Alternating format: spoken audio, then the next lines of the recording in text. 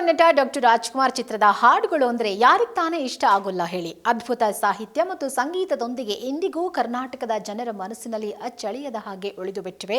ಅವರ ಖ್ಯಾತಿ ವಿಶ್ವದಾದ್ಯಂತಲೂ ಹಬ್ಬಿದೆ. ಅಂತ ಹಾಡುಗಳಲ್ಲಿ ಒಂದನ್ನ ಪ್ರಧಾನಿ ಮೋದಿಯವರು ಶೇರ್ ಮಾಡಿದ್ದಾರೆ ಅಂದರೆ ನೀವು ನಂಬ್ತೀರಾ? ಹೌದು, ನಂಬಲೇಬೇಕು.